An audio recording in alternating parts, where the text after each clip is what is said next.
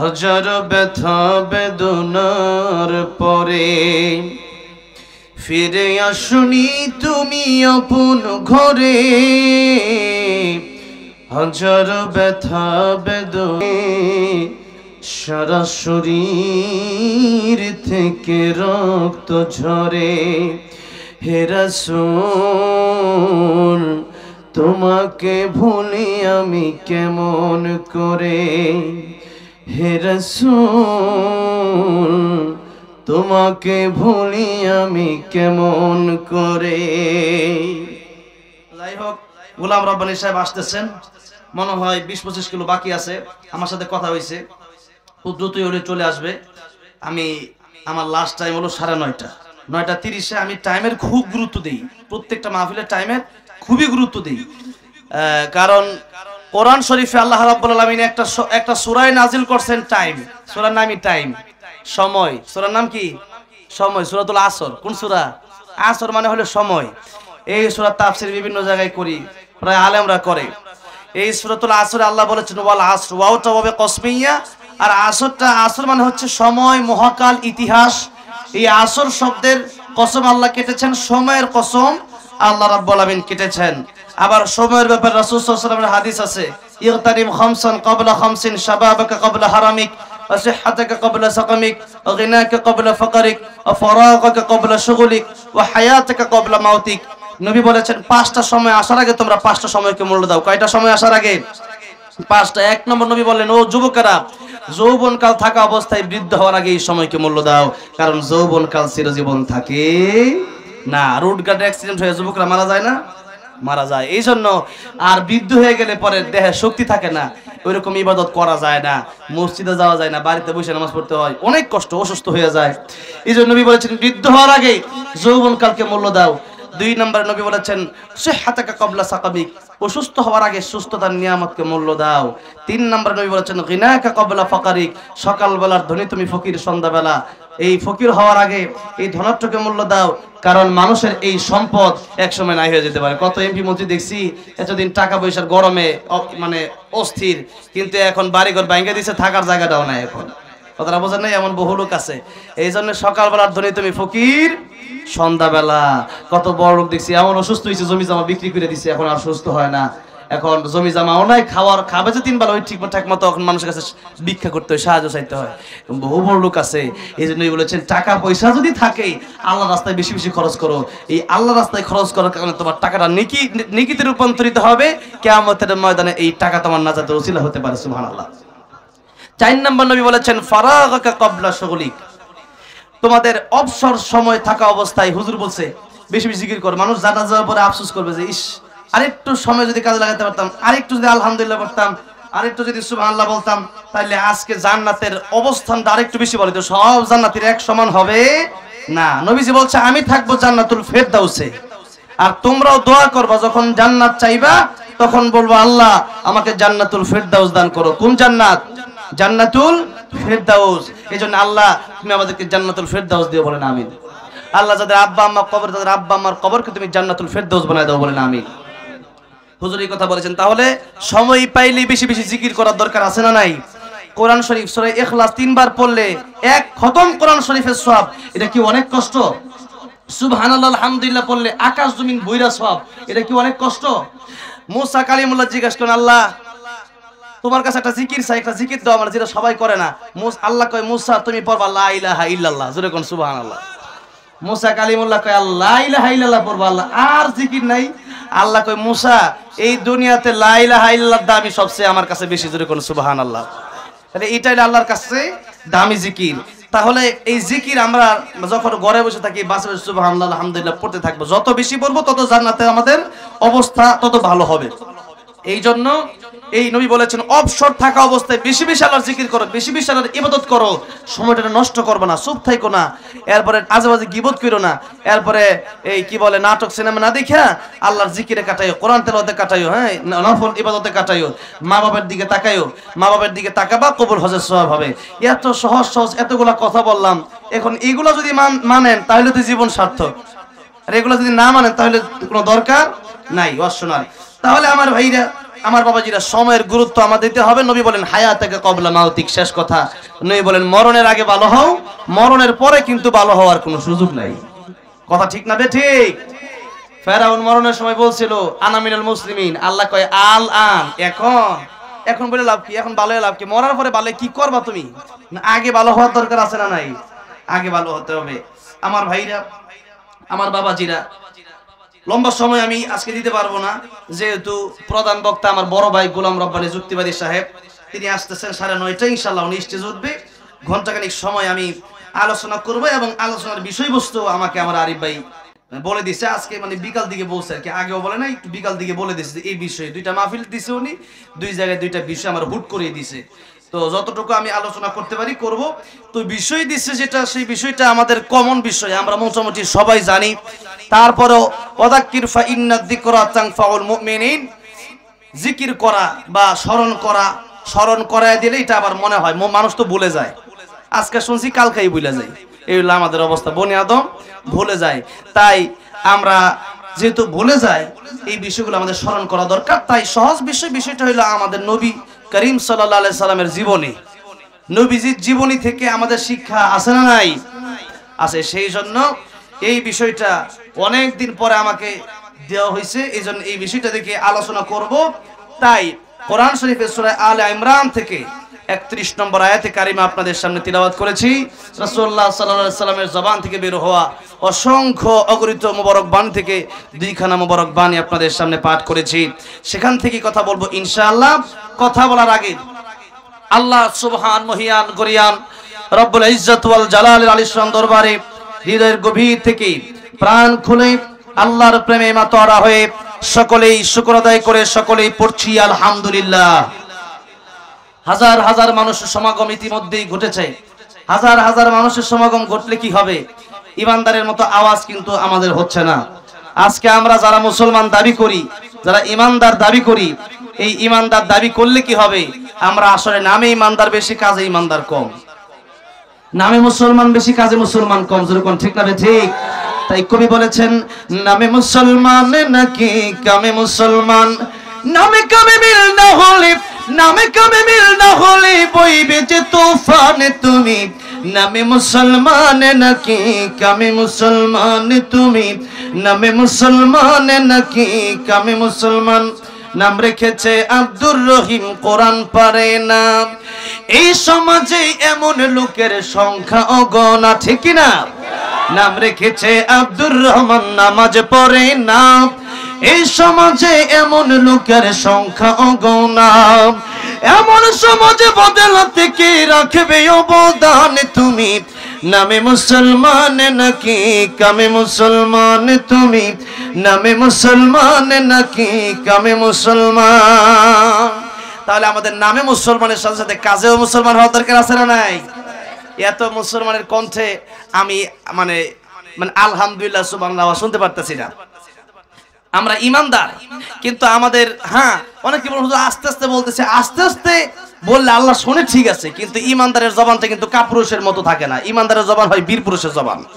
ঠিক না? ঠিক জোরে বলেন। বেলাল রাদিয়াল্লাহু আনহু তার উমাইয়া মারে। বেলাল রাদিয়াল্লাহু আনহু কয় উমাইয়া, বেলাল রাদিয়াল্লাহু আনহু কয় আল্লাহু আহাদ। আবু বকর সিদ্দিক রাদিয়াল্লাহু আনহু সেখান দিয়ে যাচ্ছে, দেখে বেলাল কয় আল্লাহু আহাদ। আবু বকর সিদ্দিক কয় বেলাল তুমি আস্তে আস্তে আল্লাহর নাম কও। আমার আল্লাহ তো আস্তে বললেও শুনে, জোরে বললেও শুনে। হযরত বেলাল রাদিয়াল্লাহু আনহু কয় ভাই আবু বকর আমি কালকে থেকে আস্তে আস্তে বলবো জান। আবু বকর সিদ্দিক রাদিয়াল্লাহু আনহু পরের দিন আসছে, আয়েশা দেখে আবার জোরে জোরে বলে। বেলাল রাদিয়াল্লাহু আনহুকে ডাক দেখে, বেলাল কালকে না বইলা গেলাম আস্তে বলার জন্য, যে আবার জোরেই কও। বেলাল রাদিয়াল্লাহু আনহু ঠিক আছে ভাই আবু বকর কালকে থেকে বলবো আস্তে আস্তে। পরের দিন এসে দেখে আবার জোরে জোরে চিল্লা কয় আল্লাহু আহাদ, আল্লাহু আহাদ।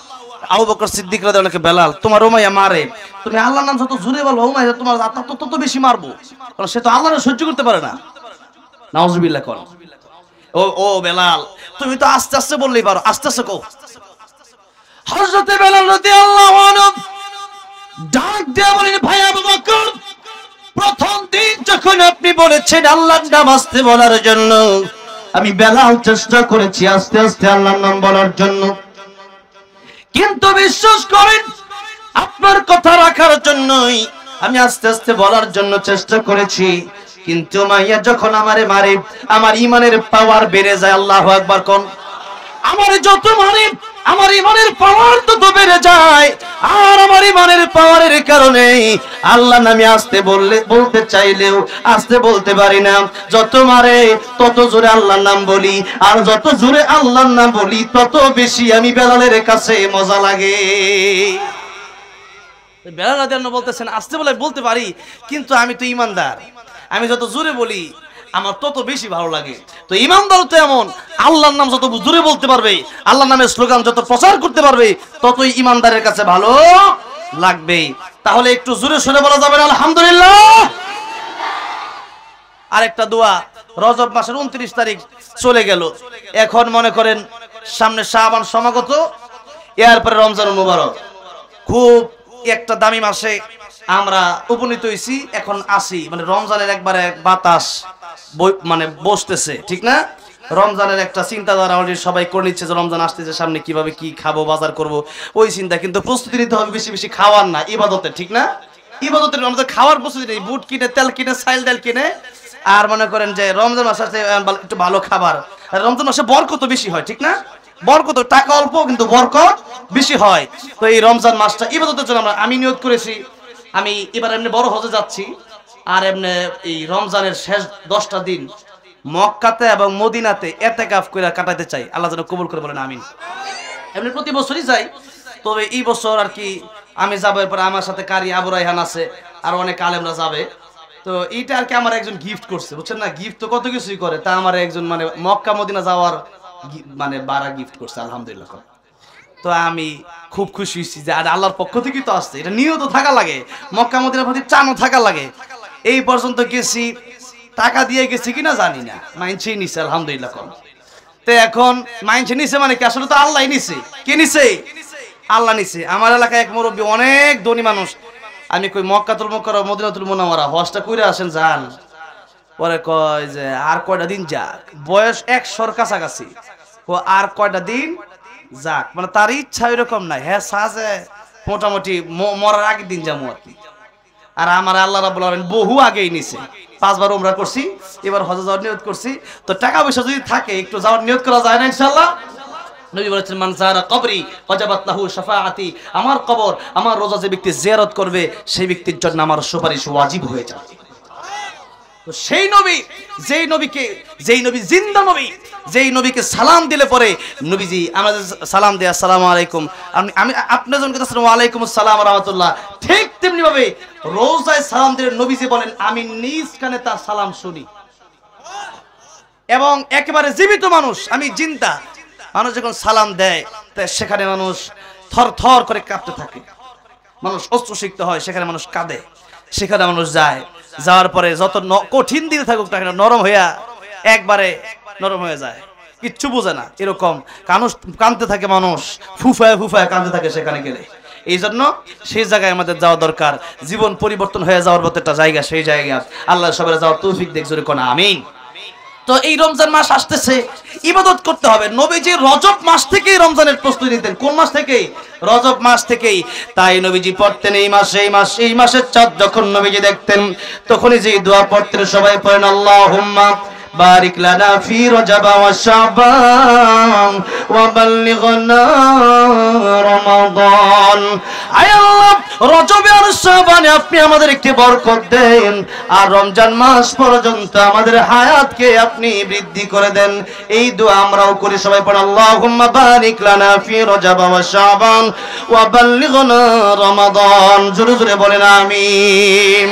কারণ যে ব্যক্তি একবার রমজান মাস পেয়ে গেল, সেই ব্যক্তি একটা নফল করলে একটা ফরজের সওয়াব, একটা ফরজ করলে 70টা ফরজের সওয়াব।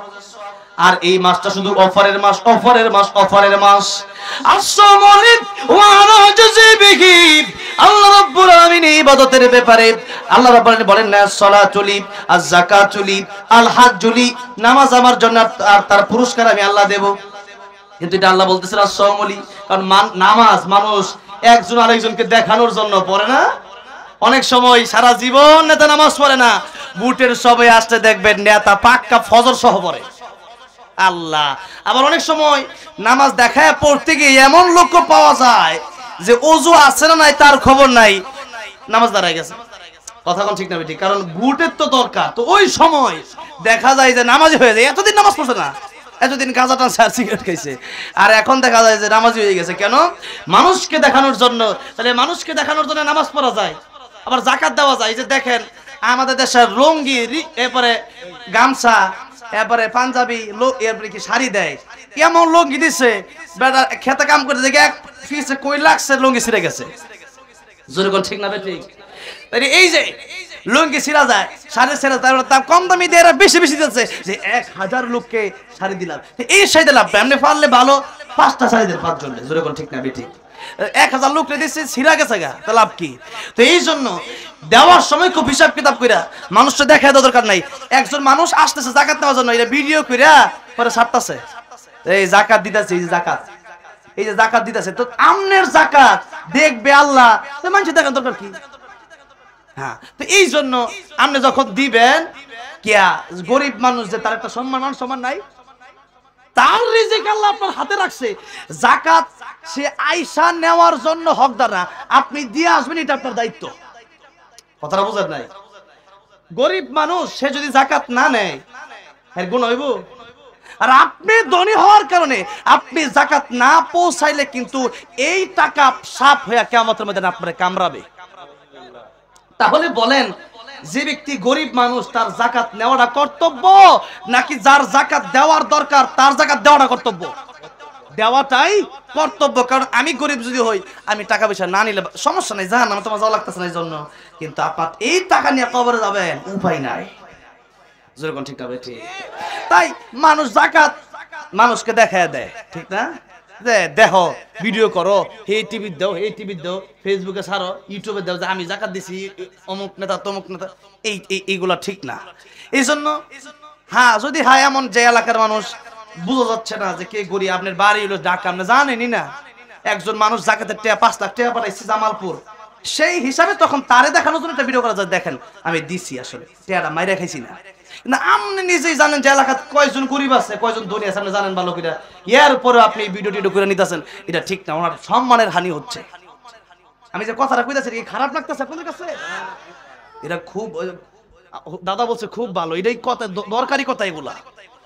একজন মানুষের মান সম্মান নষ্ট করা কাবা শরীফ ভাঙ্গা ফেলাচ্ছে বেশি কষ্ট, বড় গুনাহ।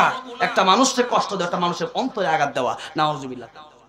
আমার ভাইরা, আমার বাবাজিরা, তাইলে জাকাত মানুষের দেখা দেওয়া যায়, নামাজ বুটের লেগে পড়া যায়, উযু ছাড়াও পড়া যায়, ঠিক না? কিন্তু রমজান মাসের এত দাম কেন?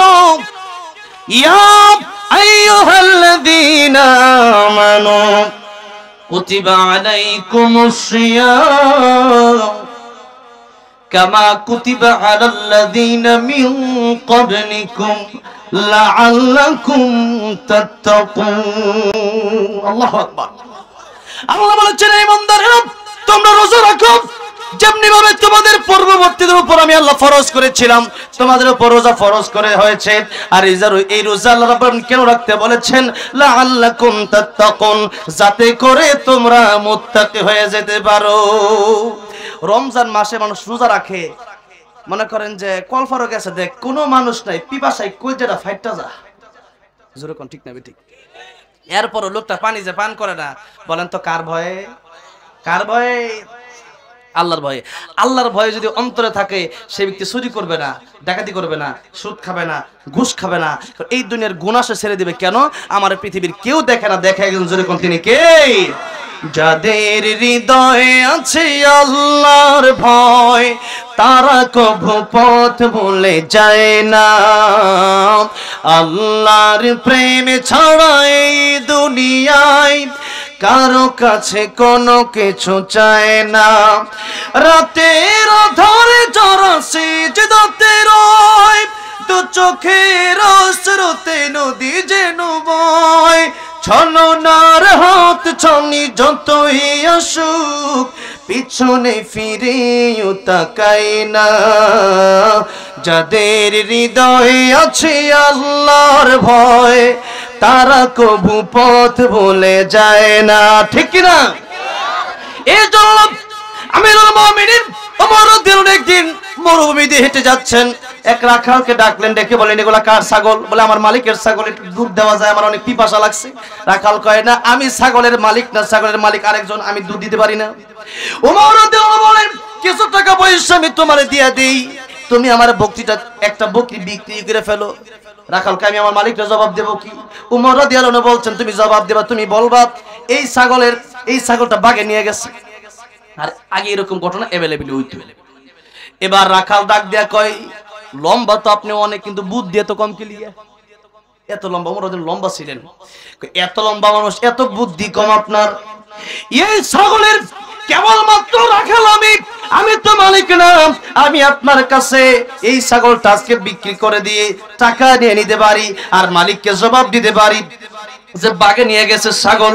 কিন্তু ও যুবক, কিয়ামতের কঠিন ময়দানে এই মালিকের আরেকজন মালিক আছে, যিনি তোমারও মালিক আমারও মালিক, যিনি সবার মালিক, ওই মালিকেরও মালিক। সেই মালিকের কাছে কিয়ামতের কঠিন ময়দানে আমি কি জবাব দেব? সুতরাং এই ছাগলের মালিকের কাছে আমি জবাব দিতে পারলেও কিয়ামতের ময়দানে এই মালিকের কাছে আমি জবাব দিতে পারবো না। কোটি টাকা দিতে পারো, আল্লাহর ভয় আমার অন্তরে আছে, এই জন্য ছাগল একটাও তোমার কাছে আমি বিক্রি করব না। আল্লাহর ভয় যদি অন্তরে থাকে, কোটি টাকা ঘুষ দিলেও সে বলবে আমি ঘুষ নেব না। আর আল্লাহর ভয় অন্তরে না থাকলে 500 টাকা মানুষ খুনও করে লাই তারে। ঠিক না? ঠিক বলেন আর আমার। এই জন্য রমজান মাস খুব গুরুত্বপূর্ণ মাস। এই রমজান মাস সামনে আসতেছে, এই মাস পাওয়ার জন্য আমাদের বেশি বেশি এখন থেকে প্রস্তুতি নিতে হবে। এখন থেকে আমাদের গুনাহমুক্ত জিন্দেগি, আমাদের এই গুনাহমুক্ত জীবন আমাদের করতে হবে, যেন গুনাহ আমাদের না থাকে। ফালা তাযলিমু ফীহিন্না আনফুসাকুম, আল্লাহ বলেছেন যে রজব মাস থেকে তোমরা গুনাহ ছেড়ে দাও। এই জন্য গুনাহ আমরা ছেড়ে দেব। রমজানের প্রস্তুতি আমরা নেব কিভাবে? বেশি বেশি তাহাজ্জুদ পড়ে, বেশি বেশি ইবাদত করে। আর এই রমজান মাসেই আরেকটা রাত হলো লাইলাতুল কদর। এই লাইলাতুল কদর একবার যে পেয়ে গেল সে হাজার হাজার মাস পেয়ে গেল। জোরে কোন সুবহানাল্লাহ। আল্লাহ এই কেবলমাত্র আমার নবীর জন্য, কেবলমাত্র শ্রেষ্ঠ নবী আল্লাহর বন্ধুর খাতিরে আল্লাহ একটা রাত আমাদেরকে দিলেন, এবং কোরআনের খাতিরে আল্লাহ রাব্বুল আলামিন একটা রাত আমাদেরকে দিলেন, যেই রাত অন্য কোনো উম্মতকে আল্লাহ দেয় নাই। এই রাতের নাম হলো লাইলাতুল কদর। এই কদরের রাতে এক রাত ইবাদত করবেন। একটু একটা রাত কষ্ট করতে রাজি আছেন না?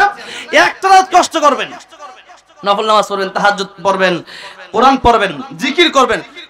আল্লাহ বলেন হাজার মাস ইবাদত করলে যে সবটা, সেই সব তোমাদেরকে আমি আল্লাহ দিয়ে দেব। এই জন্য গুরুত্বপূর্ণ মাস সামনে আমাদের আসতেছে, সেই মাসের প্রস্তুতি আমাদের নিতে হবে। কিভাবে? এক নম্বর আমরা বেশি বেশি দোয়া করতে পারা যেন সেই পর্যন্ত আমাদের হায়াত দেয়। আল্লাহুম্মা বারিক লানা ফি রজব ওয়া শাবান ওয়া বাল্লিগনা রমাদান, এই দোয়া আমাদের বেশি বেশি পড়তে হবে। আর শাবান মাসে রাসূল করিম সাল্লাল্লাহু আলাইহি সাল্লাম বেশি বেশি রোজা রাখতেন। এক হাদিস আছে শাবান ও শাহরি ওয়া রমাদান শাহরুল্লাহ, শাবান নবীর মাস আর রমজান আল্লাহর মাস। এগুলোর অনেক ব্যাখ্যা, আবারও জামাল পরে কোনোদিন আসলে ইনশাআল্লাহ সেগুলো বলবো, অন্য আলেমদের কাছ থেকে শুনবেন। তো যাই হোক, রমজান মাস আমাদের সামনে, এই গুরুত্বপূর্ণ সময়ে আমরা যেহেতু বসতে পেরেছি, এই জন্য এতগুলো কথা বললাম। এবার আসুন একটু সামনের দিকে যাই। যে আয়াত আমি তেলাওয়াত করলাম নবীজির জীবনী বলতে গিয়ে, নবীজির জীবনী তো আর এই অল্প সময়ে বলা শেষ হয় না। তারপরে মাইকম্যান বাইরা কোথায়? মহিলারা মা বোনেরা আসছে, ওরা নাকি আওয়াজ যেতেছে না মাইকের, তো এটা একটু দেখেন। আর মা বোনেরা তো অনেক কষ্ট করে আসছে, অনেক দূর থেকে আসছে। ঠিক হয়েছে? ঠিক করতে তাদের ঠিক করে এটা।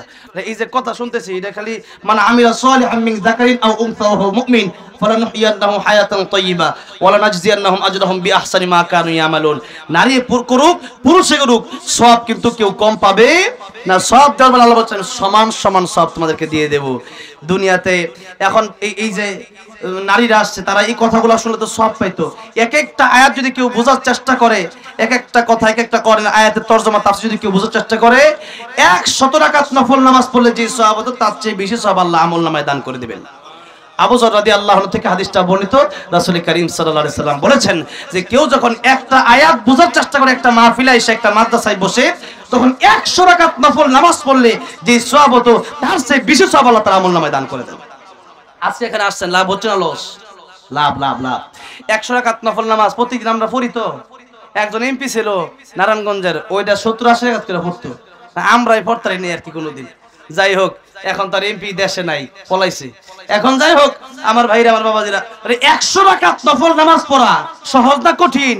কঠিন। তো এখানে আপনি একটা আয়াত শুনবেন, একটা আয়াতের তরজমা শুনে তাফসীর শুনবেন, বোঝার চেষ্টা করবেন, 100 রাকাত নফল নামাজের সব। সুবহানাল্লাহ। এবার আসুন আমরা সূরাতুল আলে ইমরান থেকে যে আয়াতটা তেলাওয়াত করেছি ওই আয়াত থেকে আমরা আলোচনা শুরু করি। মাত্র 30 মিনিট যতটুকু করা যায়। আজকে আমরা নবীর জীবনী মানে কি, মিলাদুন নবী সাল্লাল্লাহু আলাইহি সাল্লাম, সিরাতুন নবী সাল্লাল্লাহু আলাইহি সাল্লাম, মুজিজাতুন নবী সাল্লাল্লাহু আলাইহি সাল্লাম, দালাইলুন নবী সাল্লাল্লাহু আলাইহি সাল্লাম, গজওয়াতুন নবী সাল্লাল্লাহু আলাইহি সাল্লাম, হিজরতুন নবী সাল্লাল্লাহু আলাইহি সাল্লাম, অনেকগুলো পর্ব নবীর জীবনী, অনেক সময়ের প্রয়োজন। কিন্তু আজকে সময় যেহেতু কম, সেই ক্ষেত্রে আজকে শুধুমাত্র সিরাতুন নবী সাল্লাল্লাহু আলাইহি সাল্লাম অর্থাৎ নবীজির চরিত্র সম্পর্কে, যেই নবীজির চরিত্রের সার্টিফিকেট একজন দিয়েছেন, জবান খুলে বলেন তিনি কে? জোরে বলেন কে দিয়েছেন? আল্লাহ বলছেন, ও ইন্নাকা লাআলা খুলুকিন আযীম। আল্লাহ বলেন, ওগো নবী, মহান চরিত্র আমি আল্লাহ রাব্বুল আমিন আপনাকে দান করেছি। লাকাদ কানা লাকুম ফি রাসূলিল্লাহি উসওয়াতুন হাসানাহ। আল্লাহ বলেন, নবীর মধ্যে আমি রেখে দিয়েছি তোমাদের জন্য উত্তম আদর্শ, উত্তম নমুনা। সুতরাং আদর্শ হবে বিশ্ব নবী রাহমাতুল লিল আলামিন। আল্লাহর নবী রাহমাতুল লিল আলামিন ছাড়া কোন নায়ক নায়িকা, কোন গায়ক গায়িকা, কোন খেলোয়াড়, কোন নষ্টা ভ্রষ্টা মহিলা আমাদের আদর্শ হতে পারে না। যদি কোন কথা ঠিক না ঠিক? কারণ আল্লাহ রাব্বুল আমিন আল্লাহ নিজের ব্যাপারে বলেছেন আলহামদুলিল্লাহি রাব্বিল আলামিন। আর আমার নবীর ব্যাপারে কি বলেছেন? সবাই পড়েন, ওমা আরসালনাকা ইল্লা রাহমাতাল লিল আলামিন। রাহমাতুল লিল আলামিন নবী, বলেন রাহমাতুল লিল আলামিন নবী, কোরআনে প্রমাণ। আশিক বিনে কে বুঝিবে আমার দয়ার নবীর শান। বলেন না, রাহমাতুল লিল আলামিন নবী, রাহমাতুল লিল, কোরআনে প্রমাণ। আশিক বিনে কে বুঝিবে আমার দয়ার নবীর শান। উম্মত বিনে কে বুঝিবে আমার দয়ার নবীর শান। নবী আমার মদিনারে বলবো, আমার আল্লাহ ভালোবেসে নামটি দিলেন হাবিবে রাসূল। আল্লাহু আকবার। নবী আমার মদিনারে বলবো, আমার আল্লাহ প্রেম করিয়া নামটি দিলেন মুহাম্মদ রাসূল। ওই নবীকে ভুল বুঝিলে, ওই নবীকে ভুল বুঝিলে থাকবে না ঈমান। আশিক বিনে কে বুঝিবে আমার দয়ার নবীর শান। বলেন না, আশিক বিনে কে বুঝিবে। আমার ভাইরা, আমার বাবাজিরা, তাই আল্লাহ রাব্বুল আলামিন বললেন, ও দুনিয়ার মানুষেরা, আল্লাহর নবীকে আল্লাহ রাব্বুল আলামিন বলে দিলেন, নবী ওর আপনি বলেন, ইনকুনতুম তুহিব্বুনাল্লাহ, আল্লাহকে যারা ভালোবাসে তারা যেন ফাত্তাবিউনি ইউহিব্বুকুমুল্লাহ, আমাকে যেন তারা ভালোবাসে, আল্লাহর নবীকে যেন তারা ভালোবাসে। নবীজি বলেছেন, মান আহাব্বা সুন্নতি ফাকাদ আহাব্বানি ওয়া মান আহাব্বানি কানা মাই ফিল জান্নাহ। আমাকে ভালোবাসবে কিভাবে? আমার সুন্নতকে যদি তোমরা ভালোবাসো, আমি যে আদর্শ রেখে গেলাম এই দুনিয়াতে, এই আদর্শকে যদি তোমরা ভালোবাসতে পারো, তাহলে আমি নবীকে ভালোবাসা হবে। আর আমি নবীকে যদি তোমরা ভালোবাসো, আমি কানা মাই ফিল জান্নাহ, আমি নবীর সাথেই তোমরা জান্নাতুল ফেরদাউসে থাকবা। নবীর সাথে জান্নাতে থাকার ইচ্ছা আছে না নাই? আল্লাহ রাব্বুল আলামিন বলেন, যদি তোমরা আমাকে ভালোবাসো যদি আল্লাহ রাব্বুল আলামিনকে আমরা ভালোবাসি, বলেন আল্লাহ রাব্বুল আলামিনকে ভালোবাসে না এমন কেউ কি এখানে আছে? সবাই বলে যে আমরা আল্লাহকে ভালোবাসি, আর আল্লাহ রাব্বুল আলামিন বলতেছেন, ও ঈমানদারেরা, তোমাদের তো প্রয়োজন, তোমাদের তো দরকার, ঈমানদার যারা আছে বাস্তবেই তো তারা সবচেয়ে বেশি আল্লাহকে ভালোবাসে। যেরকম ঠিক না ঠিক?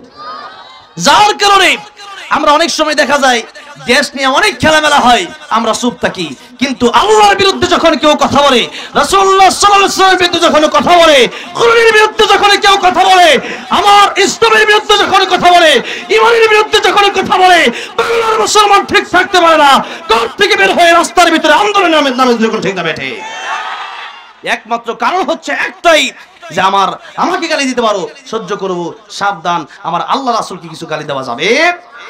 আবু বকর সিদ্দিক রাদিয়াল্লাহু আনহু, এক ইহুদি একবার বলল, আল্লাহ যখন সূরা হাদীদের একটা আয়াত নাযিল করলেন, মান যাল্লাযী ইউকরিদুল্লাহ করদান হাসানা, কে আছে আল্লাহরে ঋণ দিবে? আল্লাহরে ঋণ দাও মানে কি বুঝেন? মানে মসজিদে দিবা, মাদ্রাসায় দিবা, এই ঋণটা আমি আল্লাহ কিয়ামতের মধ্যে তোমার নেকি দিয়ে পরিশোধ করব। সুবহানাল্লাহ। আল্লাহ বলতেছেন যে আমারে কি আসো ঋণ দিবা?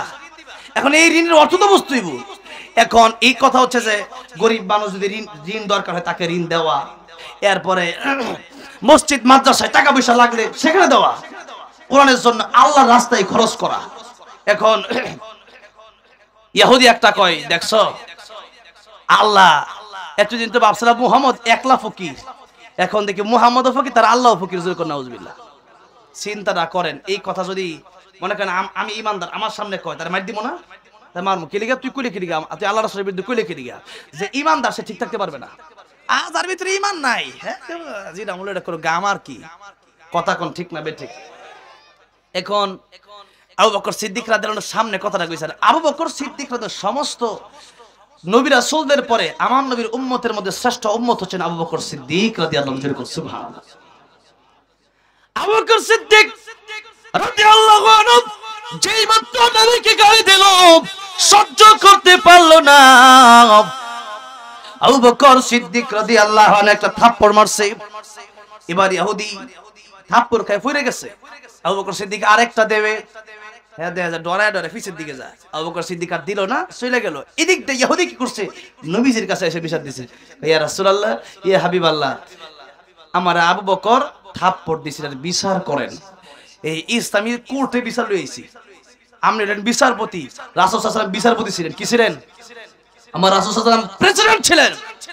সুতরাং ইসলামী রাজনীতিরা এগুলো সম্পূর্ণ ভুয়া কথা যারা বলে, এদের সাথে কোরআনের সম্পর্ক নাই। বুঝবে কি? রাজনীতি 100% ইসলামে আছে। আমার নবী প্রেসিডেন্ট ছিলেন, আবু বকর প্রেসিডেন্ট ছিলেন, উমর রাদিয়াল্লাহু আনহু প্রেসিডেন্ট ছিলেন, আলী রাদিয়াল্লাহু আনহু প্রেসিডেন্ট ছিলেন, উসমান রাদিয়াল্লাহু আনহু প্রেসিডেন্ট ছিলেন। আমি প্রেসিডেন্ট হতে পারবো না কেন? আমি রাজনীতি করতে পারবো না কেন? আমি রাজনীতি করতে পারবো। আমার রাজনীতি হবে কোরআন দিয়ে রাজনীতি, ঠিক না বেঠিক? এই জন্য রাজনীতি অবশ্যই ইসলামে আছে না, এই কথা বলার কোনো সিস্টেম নাই। নবীজির কোর্টে বিচার নিয়ে গেলেন, নবীজি বলেন, ইহুদি তুমি যে বিচার নিয়ে আসছো কার ব্যাপারে? ইহুদি বলল আবু বকর সিদ্দিকের ব্যাপারে। নবীকে আবু বকর সিদ্দিকের ব্যাপারে বিচার নিয়ে আসছো, আবু বকর তোমার মারছে? কই ইয়া রাসূল, আবু বকর আমারে থাপ্পড় দিছে, কষায় থাপ্পড় দিয়ে গালে দাগ বেরিয়েছে। নবী কই এত জোরে থাপ্পড় তোমার দিছে, আমার মনে হয় যে আবু বকর না, মনে হয় ওমর দিছে। কারণ আরহামু উম্মতি বি উম্মতি আবু বকর, আবু বকর হলো নরম, আর আসাদুহুম ফি আমরিল্লাহি ওমর হলো গরম। আমার মনে হয় ওমর দিছে। ইহুদি কয় ইয়া রাসূলুল্লাহ, আমি আবু বকর কেউ চিনি, ওমর কেউ চিনি, আমি দুইজন কি চিনি। এখন থাপ্পড় যে আমার আবু বকর দিছে এটা আমি 100% গ্যারান্টি, আমি চিনি, ভালো করে চিনি। নবীজি বলেন, কেন থাপ্পড় দিয়েছে? ইহুদি বলে, ইয়া রাসূলুল্লাহ এমনি মারছে, সুরি সুরি আবার সিনা জুরি, সুরি সুরি আবার এমনি নবীরে গালি দিছে, আবার নবীর কাছে বিচার লইছে আবু বকরের বিরুদ্ধে। চিন্তা করে দেখেন অবস্থাটা কোন জায়গায় দাঁড়াইছে। ইহুদি এগুলো তো বাটপার, কথাটা বুঝেন নাই?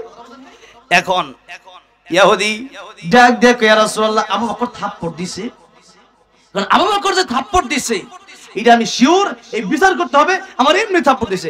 নবী তো ভালো করে বুঝতেছে যে আবু বকর এমনি থাপ্পড় দেয় না, নিশ্চয়ই কারণ আছে। এত নরম মানুষ এত গরম হয়ে গেছে, এমনি তো আবু বকর সিদ্দিক থাপ্পড় দেয় নাই, তাহলে এখন আবু বকরকে ডাকতে হবে। আবু বকর সিদ্দিক রাদিয়াল্লাহু আনহু নবীর সামনে উপস্থিত হলেন। বল আবু বকর তুমি তো থাপ্পড় দিছো? ইয়া রাসূলুল্লাহ থাপ্পড় দিছি। আবু বকর কেন থাপ্পড় দিলা? আবু বকর কে রাসূলুল্লাহ আপনার বিরুদ্ধে, শুধু আপনার বিরুদ্ধে না আল্লাহর বিরুদ্ধে সে বলছে আপনার আল্লাহ নাকি ফকির, জোরে কোন নাউজুবিল্লাহ, গরীব আল্লাহ। এখন তারও তো আমার আল্লাহ বানাইছে, তারও তো আমার আল্লাহ খাওয়ায়, আর সে আল্লাহর বিরুদ্ধে এরকম একটা গালি দিচ্ছে, আমি সহ্য করতে পারি নাই, এজন্য থাপ্পড় একটা দিছি। আল্লাহ নবী বলেন আবু বকর তুমি যে তার থাপ্পড় দিছো সেটা বলছো তুমি কোনো অন্যায় কর নাই। আবু বকর সিদ্দিক ইয়া রাসূলুল্লাহ আমি তার আরেকটা থাপ্পড় দেওয়ার খুব ইচ্ছা আমার। নবীকে কি কও? আমি তো প্রথম যখন ইহুদি বিচার দিল তখন আমি বিশ্বাসই করতে পারতাছি না যে আবু বকর তুমি ইহুদিকে থাপ্পড় দিছো। এখন তো দেখতেছি তুমি বলতেছো আরেকটা থাপ্পড়, মানে আরেকটা মানে আগে একটা হইছে, আরেকটা মানে আগে একটা হইছে, তারপরে আরেকটা থাপ্পড় দিবা মানে আরেকটা আগে একটা থাপ্পড় তুমি তারা দিছো, এটা শিওর। ইয়া রাসূলুল্লাহ আমি থাপ্পড় একটা দিছি কিন্তু আমার শখ পূরণ নাই। কেন? আমার ইচ্ছা ছিল তার আমি দুইটা থাপ্পড় দেব। কেন? কারণ হলো ইয়া রাসূলুল্লাহ সে এক নম্বরে আল্লাহর গালি দিয়েছে, দুই নম্বরে আপনার গালি দিয়েছে। আল্লাহর পক্ষ থেকে একটা থাপ্পড় আর আপনার পক্ষ থেকে আরেকটা থাপ্পড়, দুইটা থাপ্পড় দেব। এখন একজনের পক্ষ থেকে দিছি আর একজনের পক্ষ থেকে বাকি রইছে, এটা তো বাকি, ওটা তো নগদ দিছে না, এটা তো বাকি। আর আসলে কি করব? নবী কে আবু বকর তোমার কোনো সাক্ষী আছে? হ্যাঁ যা গালি দিছে ইহুদি। দেখেন বিচার কারে বলে, এমন না যে ও মুসলমান তাই আবু বকর আমার প্রিয় সাহাবী তাই আবু বকরের পক্ষে আমি এমনি বিচার করে ফেললাম না। ইসলাম কত সুন্দর, ইসলাম কারে বলে, নবীর চরিত্র কারে বলে। নবীজি বলতেছেন যদি আবু বকরের পক্ষে সাক্ষী না থাকে উল্টা আবু বকর তুমি মায়ের খাওয়ার জন্য থাপ্পড় খাওয়ার জন্য প্রস্তুত হয়ে যাও। জোরে করে আল্লাহ। আবু বকর বলে ইয়া রাসূলুল্লাহ ইয়া হাবিবাল্লাহ সাক্ষী আমার নাই, আমি তো জানি আপনি না আমার সিদ্দিক উপাধি দিয়েছেন। আবু বকর সিদ্দিক রাদিয়াল্লাহু যখন বলছে আবু বকর এই সাত আকাশ পাড়ি দিয়ে সিদরাতুল মুনতাহা পাড়ি দিয়ে আরশে আজিম পর্যন্ত আল্লাহর সাথে সাক্ষাৎ করেছি। আবু জাহেল কই এতদিন পর্যন্ত কারণ খুঁজতেছিলাম ওরে পাগল বলার জন্য, এখন আজকে পাইছি। জোরে কোন নাউজুবিল্লাহ। কি কয়? আর আবু বকর সিদ্দিক ইয়া রাসূলুল্লাহ আপনি যা বলবেন তাই সত্য, কারণ জীবনে কোনোদিন মিথ্যা কথা বলেন নাই আর বলবেন না। আল্লাহু আকবার। আর আমাদের জীবনে মিথ্যা কথা আছে না নাই? দৈনিক 36টা মিথ্যা কথা বলে না করলে ভাত পেটের খাওয়ানো জমায় না। কথা ঠিক না বেঠে? তাহলে কি নবীর চরিত্রে কি আমরা আছি? নবীর সাথে জান্নাতে যাওয়ার কাজ করতেছি আমরা, না উল্টাটা করতেছি? আসিদকু ইউনজি ওয়াল কিযবু ইহলিক। সত্য মানুষকে নাজাত দেয় আর মিথ্যা মানুষকে ধ্বংস করে দেয়। একটা মিথ্যা কথাকে সত্য প্রমাণিত করার জন্য আর 100 মিথ্যা কথা বলা লাগে। সুতরাং মিথ্যা কোনোদিন মানুষকে নাজাত দিতে পারে না। যতই মিথ্যা বলেন সত্য একদিন মাটি ফেটে বের হবে। একদিন সত্য আপনাকে সত্যের কাছে প্রমাণ হতেই হবে, একদিন সত্য প্রমাণ হবেই হবে। আর সেই প্রমাণ করে দিবেন কে? প্রমাণ আল্লাহ করে দিবেন। সেই জন্য সত্য বলবেন, যা করছি সত্য বলবেন। এক সাহাবী ইয়া রাসূলুল্লাহ আমার একটা মাত্র ইবাদত করতে হয়, ওই ইবাদতের কি করব? নবীজি বলেন তুমি মিথ্যা কথা ছেড়ে দাও আর যা করা করে মিথ্যা কথা ছেড়ে দাও, কিন্তু আমার কাছে হিসাব দিতে হবে। এখন মদ খাইতে যাবে তখন চিন্তা করে নবীজির কাছে হিসাব জিজ্ঞাসা করে মদ খাইছো, এই কথাটা কেমনে নবীজির কাছে বলবো যে ইয়া রাসূলুল্লাহ মদ খাইছি, আমি কেমনে বলবো? দেখেন একটা চিন্তা যদি থাকে যে কিভাবে যাব। ছোটবেলায় আমি যখন 2010 সালে হাফেজ হলাম, 2010 সালের পরে 2011-12 সালে ওই রকম হবে, প্রায় আরো 12-14 বছর আগে ঘটনা। তখন আমাকে কয়েকজন লোক, আমার কয়েকজন বন্ধু বান্ধব এক বিয়েতে লিয়ে গেছে, লয়ে গিয়ে কয় যে আমরা সবাই মদ খামো, তুইও খাবি আয়। আমি তোরা খাইতে পারোস, আমি হাফেজ কোরআন হইছি, আমি জানি তোরা তো মদ খাবি, তোদের চিন্তা নাই, পরকালের আযাবের ভয় তোদের না থাকতে পারে, কিন্তু আমার পরকালের আযাবের ভয় আছে, আমার আল্লাহর ভয় আছে। আল্লাহর কাছে আমি কি হিসাব দেব, এই জন্য আমি মদ পান করবো না, তোরা সব খা। আমি গেলাম, কারণ আমার ভিতরে কার ভয় আছে? আমার ভিতরে কার ভয় আছে? আর কিয়ামতের ময়দানে যে একটা হিসাব দিতে হবে, এই ভয়টা আমার আছে।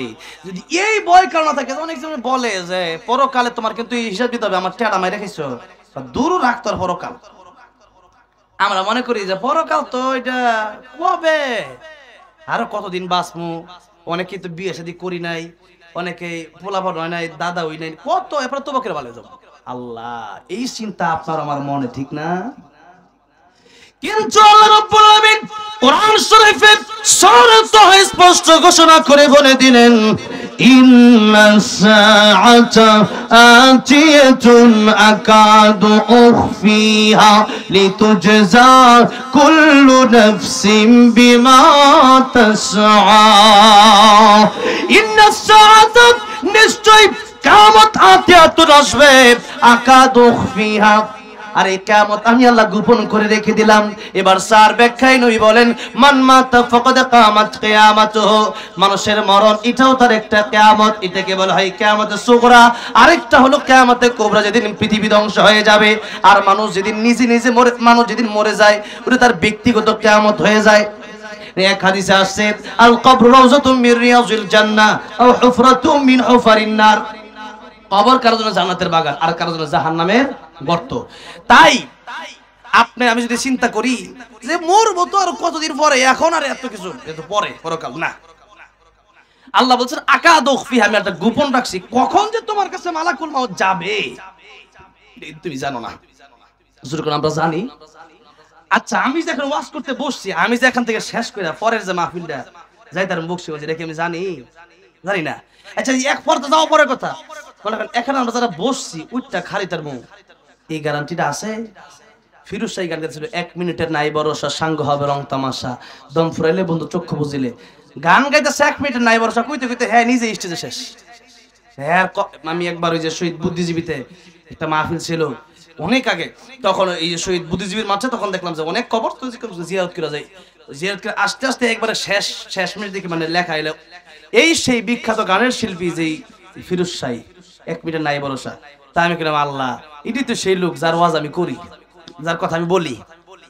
দেখেন 1 মিনিটের নাই ভরসা কইতে কইতে স্টেজে শেষ, কত বক্তা ওয়াজ করতে করতে স্টেজে মারা গেল, কত মানুষ ওয়াজ শুনতে শুনতে মারা গেল। কয়েকদিন আগে বগুড়া ওয়াজ করতে গেলাম, বললো হুজুর ওয়াজ তো শোনার জন্য সভাপতি সাহেব আছে ডাইন পাশে, ওনার ভাই আসছিল, ওনার ভাই মাত্র মরছে, একটু জানাজার কথাটা এলান দিয়ে দিন, কালকে ফজরের পরে জানাজা হবে।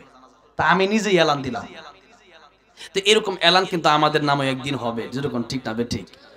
কার মরণ কোন দিন আসে কেউ জানে না। আল্লাহ রাব্বুল আলামিন বললেন ও বান্দারে 24টা ঘন্টা মৃত্যুর জন্য প্রস্তুতি নিয়ে থাকো। ইদা জা আজালুহুম লা ইস্তাখিরুনা সাআতাও ওয়া লা ইস্তাকদিমুন। মরণের সময় যখন হয়ে যাবে মালাকুল মাউত 1 সেকেন্ড আগেও যাবে না, 1 সেকেন্ড পরেও যাবে না, নির্দিষ্ট সময় তোমার মরণ হয়ে যাবে।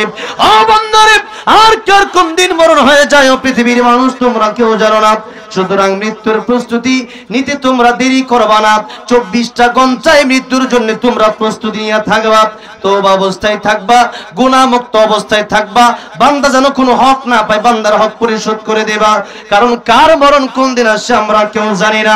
এজন্য কবি বলেছেন আমার মরণ আসিবে কখন কেউ তো জানে না। বলেন আমার মরণ আসিবে কখন, আমি মরে গেলে আমায় তোমরা ভুইলা যাইও না, আমি মরে গেলে আমায় তোমরা ভুইলা যাইও না।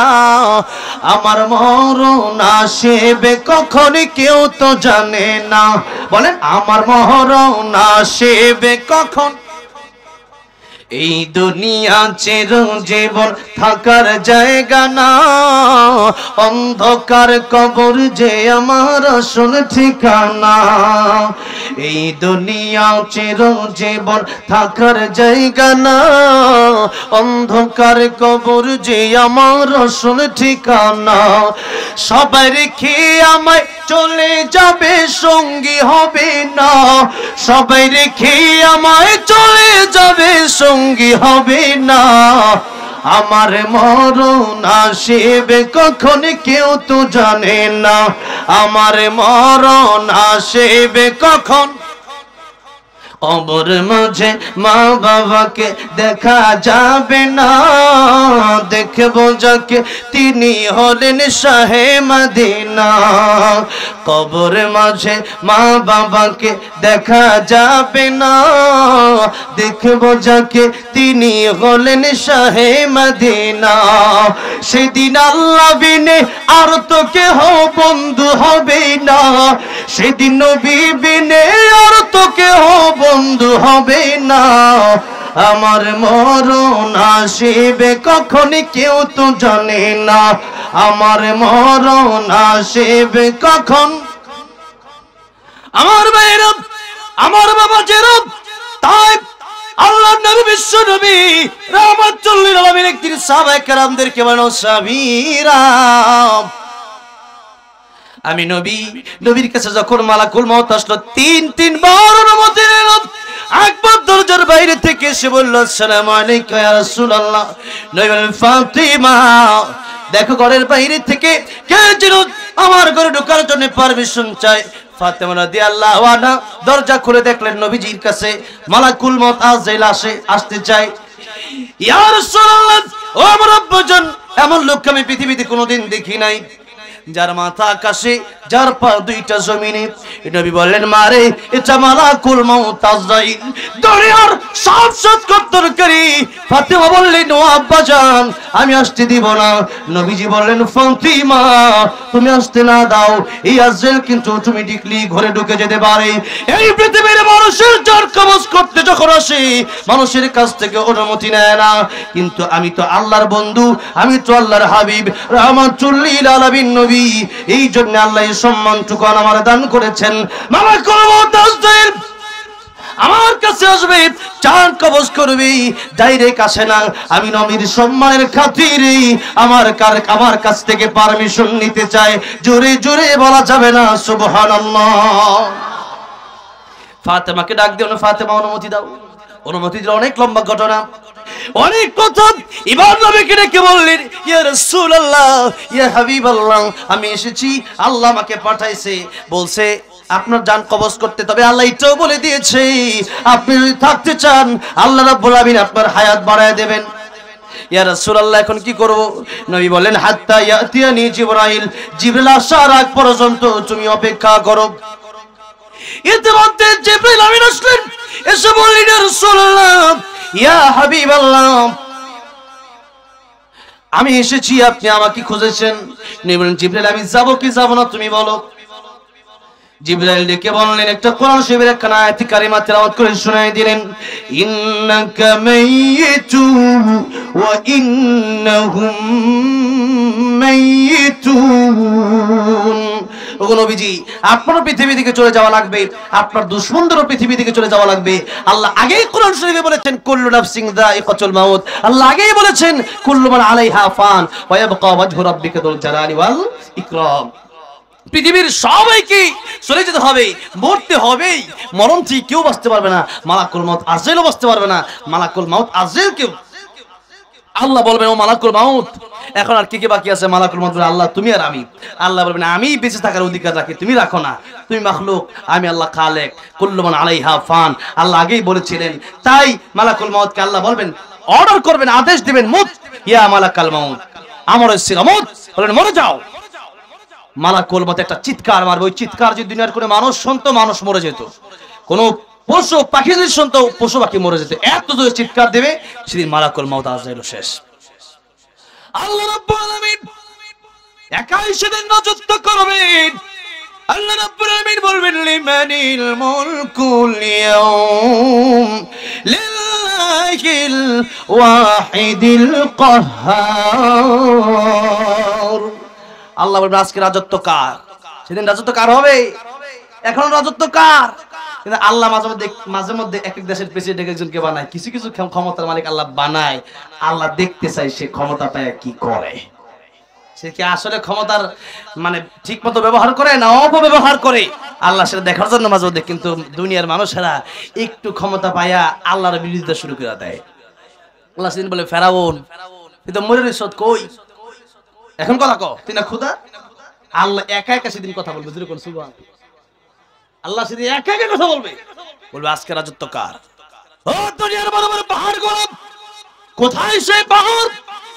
দুনিয়ার ও সূর্য কোথায়? চন্দ্র কোথায়, বড় বড় গাছগুলা কোথায়, দুনিয়ার বড় বড় জালেম বাচ্চারা তোর আজকে কোথায়, তোদের রাজত্ব আজকে কোথায়? প্রকৃতপক্ষে রাজত্বের মালিক, ক্ষমতার মালিক তো একজন। তাবারাকাল্লাযী বিয়াদিহিল মুলকু ওয়া হুয়া আলা কুল্লি শাইইন কাদির। আল্লাহ বলছেন যা কিছু সবকিছুর ক্ষমতা আমি আল্লাহর হাতে। কার হাতে? আল্লাহর হাতে। তাই ক্ষমতার মালিক আল্লাহ, মালিক হচ্ছেন আল্লাহ, আমরা হচ্ছে আল্লাহর গোলাম। আমরা কি আল্লাহর কি গোলাম? তাই আল্লাহর গোলামি আমাদের করতে হবে।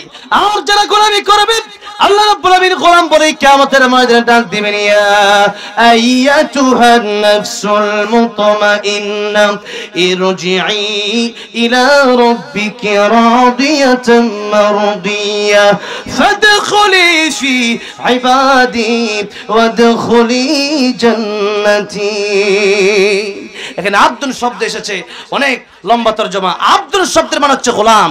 যারা গোলামি করবে, আল্লাহর প্রকৃত গোলাম দুনিয়াতে থাকবে, নিজেকে যারা মালিক ভাববে না, নিজেকে যারা এই দুনিয়ার গোলাম ভাববে, এদেরকে আল্লাহ ডেকে ডেকে কিয়ামতের ময়দানে জান্নাতের মেহমান বানায় দেবেন।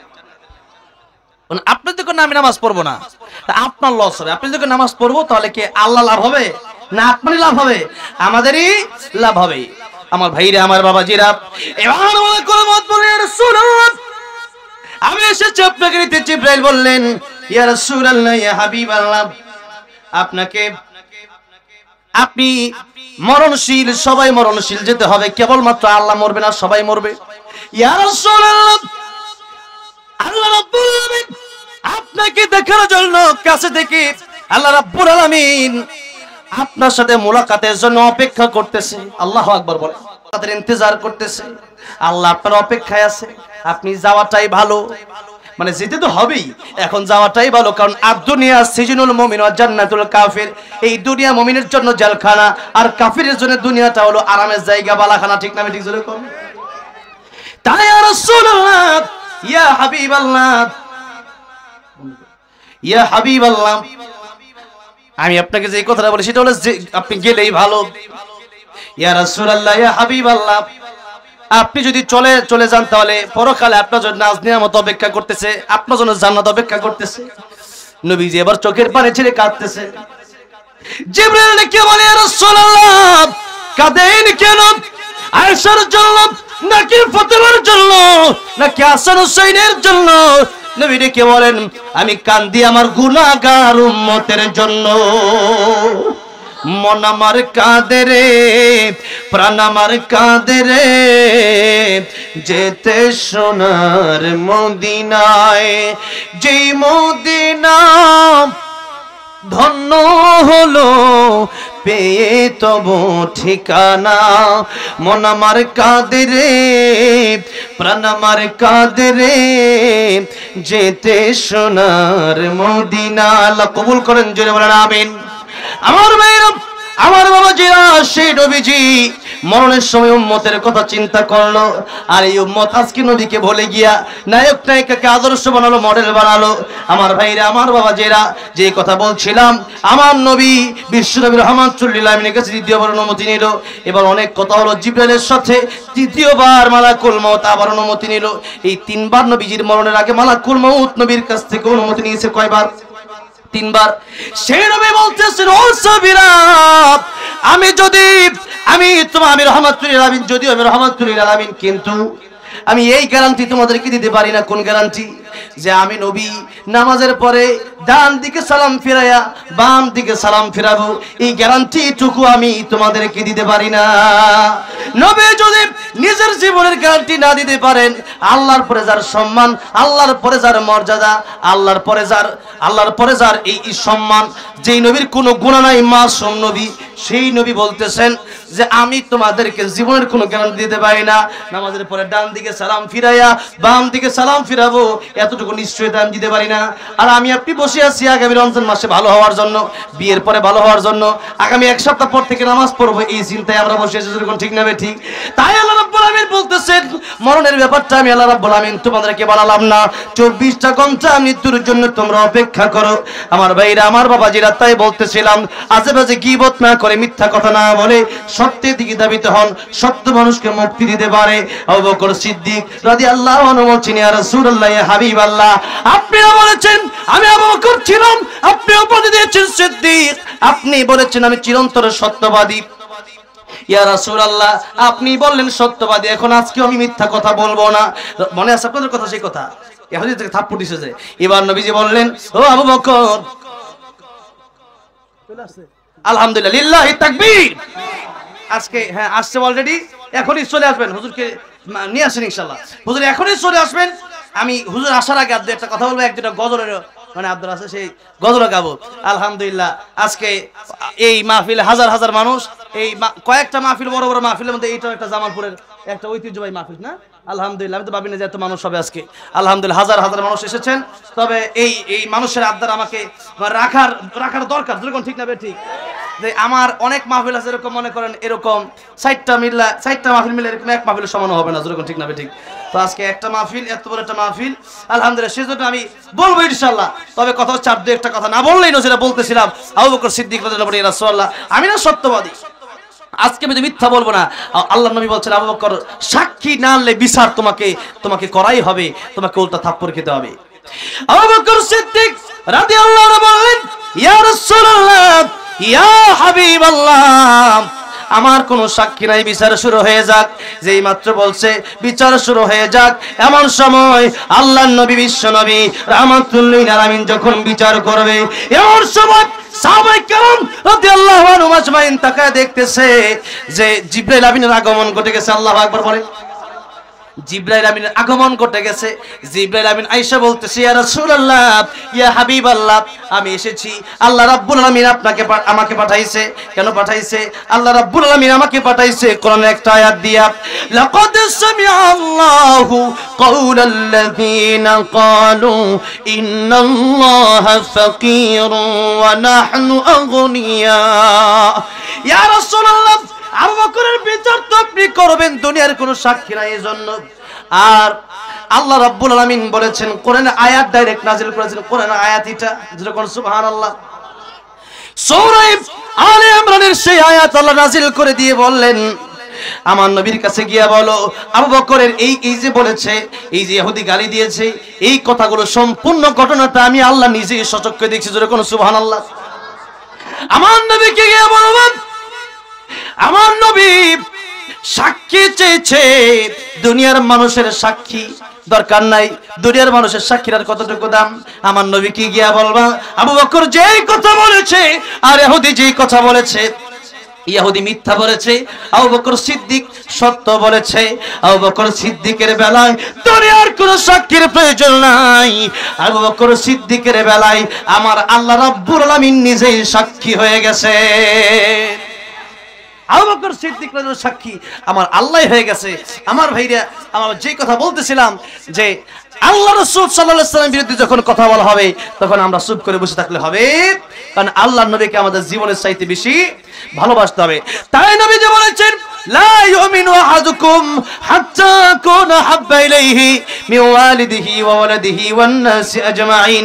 নবীজি বলেছেন, আমার উম্মতেরা রে, ততক্ষণ পর্যন্ত তোমরা পরিপূর্ণ ঈমানদার হতে পারবা না যতক্ষণ পর্যন্ত তোমাদের মা বাবা, তোমাদের স্ত্রী, তোমাদের সন্তান, তাম পৃথিবীর সবকিছুর চাইতে বেশি যতক্ষণ পর্যন্ত আমি নবীকে ভালোবাসতে পারবা না, ততক্ষণ পর্যন্ত তোমরা পরিপূর্ণ ঈমানদার হতে পারবা না। এই জন্য নিজের জীবনের চাইতে বেশি আমার নবীকে ভালোবাসার দরকার আছে না নাই? আর নবীজি বলতেছেন, মান হাব্বা সুন্নতি ফাকাদ হাব্বানি ওয়া মান হাব্বানি কানা মাই ফিল জান্নাহ। আমাকে ভালোবাসবা কেমনে? আমার আদর্শ অনুসরণ করো, মিথ্যা কথা ছেড়ে দাও, নামাজি হও। নবীজির জীবনের শেষ কথা ছিল নামাজ। কি ছিল? নামাজ। নামাজ পড়ো, আমি নবীর সুন্নাত তোমরা পালন করো, হারাম ছেড়ে দাও, হালাল খাও, তোমরা অশ্লীলতা বন্ধ করে দাও, আমি নবী যেইভাবে বললাম ওইভাবে তোমরা চলো। নবীজি জীবনে চলে যাওয়ার আগে বলেছিলেন, তারাকতু ফীকুম আমরাইন লান তাদিল্লু মা তামাসসাকতুম বিহিমা কিতাবাল্লাহি ওয়া সুন্নাত রাসূলিহি দুইটা জিনিস তোমরা ছেড়ে দিবে না, তাহলে তোমরা ঠিক থাকবে, তোমরা ধ্বংস হবে না। এক নম্বর কোরআন শরীফ, কিতাব আল্লাহ, কোরআন শরীফ। দুই নম্বর সুন্নাত রাসূলিহি, নবীর সুন্নাত। এখন নবীর সুন্নাত যদি আপনি মানতে চান, তাহলে সুদ খাওয়া যাবে, ঘুষ খাওয়া যাবে। নবীজি সুদ ঘুষ খাইছে, অন্যের হক মেরা খাইছে, খায় নাই। নবীজি মানুষের বাড়িতে কাজ করে খেয়েছে, এরপরেও নবীজি হারাম খায় নাই। একদিন নবীজি দেখতেছেন ফাতিমার ঘরে খাবার নাই। ফাতেমা সাইদাতুন নিসা আহলিল জান্নাহ, তিনি জান্নাতের যুবতীদের সর্দারনি। আর জান্নাতের যুবকদের সর্দার হাসান আল হুসাইন সাইদা শাবাবি আহলিল জান্নাহ। হাসান হোসেন হলো জান্নাতের যুবকদের সর্দার। জান্নাতের যুবকদের সর্দার আর সর্দারনি কারো পেটে খাওয়ার নাই। অবস্থাটা দেখেন, জান্নাতের সর্দার সর্দার কারা হইছে, আর আমরা খাইতে খাইতে আমাদের অবস্থা খারাপ। এরপরও গরিব মানুষের দুইটা টিয়া দিতে কষ্ট লাগে। যেরকম ঠিক না ভাই ঠিক? মাদ্রাসা জানা চাইলে পারে সিরা টিয়াটা দেয়, আর 5টা কয়েনটা পকেটে ভালো লাগতেছে এইটা দেয়। 100 টাকা নোটা দিতে অনেক কষ্ট লাগে। যেরকম ঠিক না ভাই ঠিক? আল্লাহ আমার ভাইয়ের, আমার বাবা যেরকম নবীজি দেখলেন ফাতিমার ঘরে খাবার নাই, নবীজি চিন্তা করলেন আমার মেয়ে ফাতিমার ঘরে খাবার নাই, হাসান হোসেনের পেটে খাবার নাই। আর নবীজি হাসান হোসেনকে খুব ভালোবাসতেন, বুঝেন না? হুসেনকে ইয়া রাসূলুল্লাহ আমি ঘোড়ার মধ্যে উঠবো। নবীকে ঘোড়া তো আমার লাগে নাই, কারণ আমি উঠমুই। নবী কয় ঠিক আছে, আমি ঘোড়া হইলাম, তুমি আমার পিঠে উঠো। যেরকম সুবহানাল্লাহ। এবার হুসেন কয় তাহলে ঘোড়া যে লাগাম থাকে টানে যে এটা কই? নবীজি চুল ছিল বাবরি চুল, লিমা জুম্মা ওয়াফরা, এই পর্যন্ত চুল ছিল। তো নবীজি চুল ছিল, নবীজি কয় যে আমার তো চুলগুলো একটু বড় বড়, এই চুল ধরে তুমি টানো, এটাই লাগাম। যেরকম সুবহানাল্লাহ। তো ভালো কম বাসতো না বেশি বাসতো? বেশি বাসতো। এবার নবীজি যেই মাত্র দেখলো ফাতেমার ঘরে খাবার নাই, হাসান হোসেনের ঘরে খাবার নাই, নবীজি নিজেই এবার কাজ করার জন্য ইহুদির বাড়িতে চলে গেল। উহুদ পাহাড়ের পাশে খেজুরের বাগান। গিয়া বলে ইহুদি চাচা আপনি ক্ষেতের ভিতরে পাড়ি দেন। আপনার নিজের ক্ষেত? বলে আমার নিজের ক্ষেত। আপনি মালিক? আমি মালিক। আমনে মালিক, আপনি ক্ষেতের ভিতরে পাড়ি দেন, কোনো কাজের লোক নাই? না। তাহলে কাজের লোক দরকার আছে? আছে। কেডা হবে? আমি কাজ করতে চাই।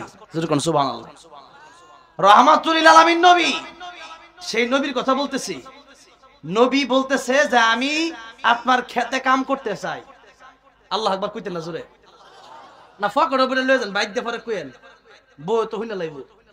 জোরে কোন সুবহানাল্লাহ। নবীজি বলতেছে আমি কাজ করতে চাই তোমার খেতে। আর আমরা মনে করি যে হালাল খাই, এটা মনে হয় যে খুব মানে সুবিধা না, মানে আমার মনে হয় আমার সম্মান তো মানে না। আপনি যদি হালাল খান তাহলে আপনি প্রকৃত নবীর আশেক, প্রকৃত নবীর উম্মত, আপনি দামি মানুষ। আর যারা হারাম খায়, পাঁচতলা বাড়ি থাকলেও সবচেয়ে অদম, সবচেয়ে নালায়েক, সবচেয়ে বোকা ওই লোক। যেরকম ঠিক না বেঠিক? এই জন্য হালাল যদি আপনি খান, খেতে কাম করে নবী খাইছি, তাহলে আপনি খেতে সমস্যাটা কোন জায়গায়? আপনি কেন মনে করেন যে আমার দাম কম? আপনি এটা মনে করতেছেন কেন? নবীজি যদি খেতে কাম করে খায়া, নবীজি যদি রাহমাতুল লিল আলামিন হতে পারে, তাহলে আপনি নবীর উম্মত হয়ে কেন খেতে কাম করতে পারবেন না? দুনিয়া নবী ওয়াজ দুনিয়া মাজজাতুল আখিরাহ। দুনিয়া তোমাদের কাজের জায়গা। দুনিয়াতে কাজ করবা, পরকালে ফলাফল পাবা। কোথায় কাজ করলে? দুনিয়ায় কাজ করলে পরকালে কি পাওয়া যাবে? ফলাফল পাওয়া যাবে। আমার ভাইরা বাবাজিরা, তাই এবার নবী বলেন আমি আপনার খেতে কাজ করতে চাই।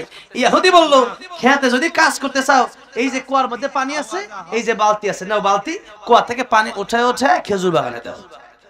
নবীজি খেজুর বাগানে এক এক বালতি করে কয়েক বালতি পানি দিছে। 5টা খেজুর নবী রাইনা দিচ্ছে। নবীর সাথে ছিল আনাস বিন মালিক রাদিয়াল্লাহু আনহু, নবীর খাদেম। নবীজির ইনসাফ কতটুকু? নবী 5টা খেজুর থেকে 2.5টা নবী খাইছে, আর 2.5টা আনাস ইবনে মালিককে দিয়ে দিছে। 2.5টা, এমন না যে আমি 3টা খাই আর তুমি 2টা খাও, এমন না। নবী নিজে 2.5টা খাইলেন, আর 2.5টা দিন আনাস ইবনে মালিককে। আনাস রাদিয়াল্লাহু বলেন তখন আমার বয়স 11-12 বছর বয়স। ভাইরা আমার, বাবাজিরা আমার, নবীজি এবার কাজ আবার শুরু করলেন। এক এক বালতি করে খেজুর বাগানে পানি দিতে দিতে নবীজির একটা সময় হাত থেকে রশি ছেড়ে বালতিটা পড়ে গেছে কুয়ার ভিতরে, কারণ এতদিন পুরাতন রশি হয়ে গেছে। 35 বাজে গেছে না, 10টা কোনোভাবে 5 মিনিটে 1 মিনিট আমি এখানে আলোচনা করলাম। আমি সময় এত গুরুত্ব দেই, 10:30 পরে শেষ করার সময় ছিল, এখানে 35। আমি কিন্তু এইভাবে বলতেছি কেন?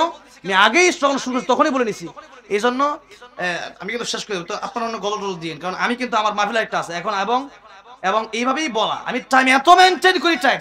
আমি প্রথমে হচ্ছে ওয়ালা আসর, সময়ের কসম, আল্লাহ কাটছেন, কি কাটছে? টাইম যে বলি ওভাবেই আমি বলি। আমি তো আসলে 8টা থেকে 9টা পর্যন্ত করবো, তখন আরিফ ভাই বলছে না 9:30 পর্যন্ত করলে ভালো হবে। সেই ক্ষেত্রে এখন আমাকে দিবেন আর আমি করবো, কোনদিন সম্ভব না। আমি যেভাবে বলি সেইভাবেই আমি কাজ করি, সেজন্য ওভাবেই মনে রাখতে হবে। নবীজি এবার বলেন, নবীজি কাজ করতে করতে বালতিটা পুড়ে গেছে কুয়ার ভিতরে। ইহুদি বলল যে বালতি পড়ছে, আমি তো এতদিন ধরে পানি দেয়, আমার হাত থেকে বালতি পড়লো, তোমার হাতে বালতি পড়লো কেমনে?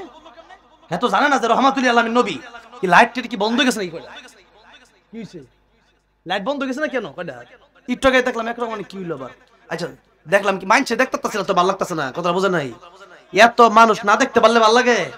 এতক্ষণ মুখ চমকাইতেছে খালি লাইট, অনেক লাইট কই গেছে গা দেহি। আচ্ছা যাই হোক, না পাওয়ার কমে গেছে মনে হয় নাকি? ও পাওয়ার কমে গেছে, বুঝছি, ভোল্টেজ কম। যাই হোক, নবীজি এবার দেখেন অবস্থাটা কোন জায়গায় গিয়ে দাঁড়ায়। আমি এই কথাটা এই জন্য বলতেছি, এই ঘটনাটা আমি মাঝে মধ্যে বলি। আজকে যে বিষয়টা আমি আসার আগে আমার বলতেছি এই বিষয় ওয়াজ করেন, হুট করে বিষয় দিছে, তো এখন এই ঘটনা আমি বলা দরকার।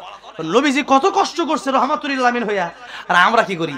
আমরা মনে করি এত খাবার খাইতে খাইতে খাইতে খাইতে বাড়ি একটা জামালপুর হইলে কয় আরেকটা ঢাকা হইলে সুবিধা, ঢাকা একটা কইলে আরেকটা কানাডা বেগম পাড়া হইলে আরেকটা হইলে সুবিধা। কারণ দেশ কোন দিন কোন দূর জায়গা বিদেশ ফলাইতে হইব দিন, কিন্তু বাড়ি একটা কানাডা হইলে সুবিধা, বুঝতে নাই? এই জন্য মনে করেন মানুষের চাইতে শেষ নাই। নবী বলেন এই বনিয়া তোমার এত আশা এত আকাঙ্ক্ষা, একটা দুনিয়া দিয়ে দিলে সে আরেকটা দুনিয়ার চিন্তা করে। ডোনাল্ড ট্রাম্প এত বড় আমেরিকা, আমার আমেরিকা তো গেছি না, কত বড় হনছি খালি। এই বছর আমেরিকা আমার প্রোগ্রাম আছে, এরপরে কানাডাতে আছে, ইতালিতেও আছে। এত বড় বড় দেশে যাবো আর কেসে দিবার গিয়া দেখি কতনি বড় আমেরিকা, এত বড় দেশ, এত বড় দেশের বাংলাদেশে 100টা সমান মনে হইব। এত বড় দেশের ক্ষমতা পাইয়া ডোনাল্ড ট্রাম্পের এই বাংলাদেশ নিয়ে চিন্তা শেষ হয় না। এ কই এক শুরু দেশ, হ্যাঁ এটা লইয়া হে সেন্ট মার্টিন লইয়া হেটানাটানি শুরু করছে, কথা ঠিক না বে ঠিক? এত বড় দেশ ভারত, 7,000 বার গেলাম মস্ক করার জন্য। এত বড় দেশ নরেন্দ্র মোদী এই ভারত হইয়া, হ্যাঁ কি বলি বুঝলি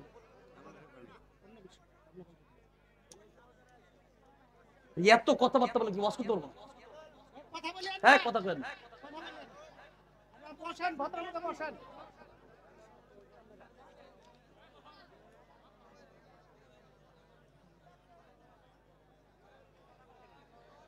এখানে দিচ্ছেন যেন প্রধান বক্তা যেন কোন রাজনীতির পক্ষে কথা না বলে, রাজনীতির থাক না, না বলবে ঠিক আছে, এটা আমরা তো বুঝি কোনটা না বলার কিছু না। রাজনীতির পক্ষে বিপক্ষে না, কোরআন আমাকে যেটা বলে আমি সেটাই বলবো, ঠিক না? কোরআন যেটা বলে না ওইটা আমি বলবো না, কোনো সমস্যা নেই। আমি বুঝতেছি হাজার হাজার মানুষ এই মাহফিলে আপনারা উপস্থিত হয়েছেন। অবশ্যই আমরা তো, আমার এই স্টেজের বয়স 14 বছর, তো 14 বছর স্টেজের বয়স মানে আমি সর্বপ্রথম কোরআন শরীফ তেলাওয়াত করতে করতে স্টেজটাই আমি আসছি, জাতীয় পর্যায়ে পুরস্কার পেয়ে, এরপরে আস্তে আস্তে কোরআনের কথা বলছি, কোনো সমস্যা নাই, এটা ব্যাপার না, যাক দিছে কোনো সমস্যা না। আমি এত কথা বলতে চাই, রাজনীতির পক্ষে বিপক্ষে কোনো সমস্যা না, রাজনীতি আমাদেরকে করতে হবে না? যেহেতু আমার নবী রাজনীতি করেছেন, আবু বকর সিদ্দিক রাজনীতি করেছেন, ওমর রাদিয়াল্লাহু রাজনীতি করেছেন, ওসমান রাদিয়াল্লাহু রাজনীতি করেছেন, সেই খেলাফতের রাজনীতি আমরা কায়েম করতে চাই না? করতে চাই। যেই রাজনীতি করলে পরে দেশে চুরি বন্ধ হবে, ডাকাতি বন্ধ হবে, যেই রাজনীতি করলে পরে দেশে সুদ বন্ধ হবে, ঘুষ বন্ধ হবে, মানুষ আল্লাহর কোরআনের পক্ষে আসবে, সেই রাজনীতি আমরা করতে চাই কি চাই না?